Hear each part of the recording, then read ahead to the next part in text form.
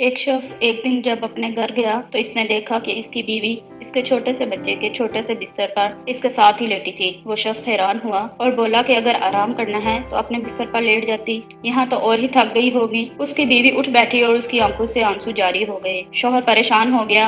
बीवी के पूछने पर बताया कि सुबह वो कुछ इमदाद देने किसी यतीम खाने गई थी। वहाँ उसने देखा कि छोटे छोटे से बच्चे जो भी कुछ महीनों के ही थे अपने पंगूरों में चुपचाप तमीज से लेटे हुए थे। वो बहुत खुश हुई और वहाँ मौजूद निगरान खातून से पूछा कि आपने इन छोटे छोटे से बच्चों की इतनी शानदार तरबियत कैसे की? आप मुझे भी मशवरा दें, मेरा भी एक छोटा बच्चा है। इस निगरान खातून ने जवाब दिया कि हम दुआ करेंगे कि आपका बच्चा कभी तमीजदार ना हो और खुदा उसके लिए आप लोगों को जिंदा रखे। ये बच्चे जब यहाँ आते हैं तो शुरू के दिनों में भूख लगने पर और डायपर खराब होने पर रोते हैं, मगर हमारा अमला इतना नहीं कि बच्चों को इंफरादी तवज्जो दे सके, तो हम उन्हें रोने देते हैं। कुछ ही दिनों में उन्हें आदत हो जाती है कि यहाँ उनके रोने से उनकी हाजत रवाई नहीं होगी। खाना हो या डायपर तब्दील करना, हंगामी सूरत हाल के अलावा हर चीज मुकर्ररा वक्त पर ही अंजाम पाती है। जब वो ये बात समझ लेते हैं तो इनका रोना कभी कम और अमूमन बिल्कुल खत्म हो जाता है। ये बच्चे भी अगर अपने वालिदैन के साथ होते तो भूख लगने पर, डायपर गंदा होने पर, जज्बाती कुर्बत के लिए या किसी ऐसे मसले के हल के लिए, जैसे इनके नन्हे नन्हे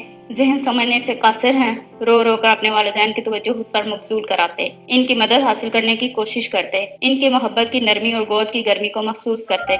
मगर क्योंकि ऐसा नहीं है और हम खुद बहुत मजबूर होते हैं तो हम इन्हें रोने देते हैं। कुछ दिन बाद ये खुद ही थक कर चुप हो जाते हैं और इसीलिए जब से वो औरत वहाँ से आई थी अपने बच्चे के साथ लगी बैठी थी। अल्लाह हर औलाद पर उसके वालिदैन का साया सलामत रखे। आमीन।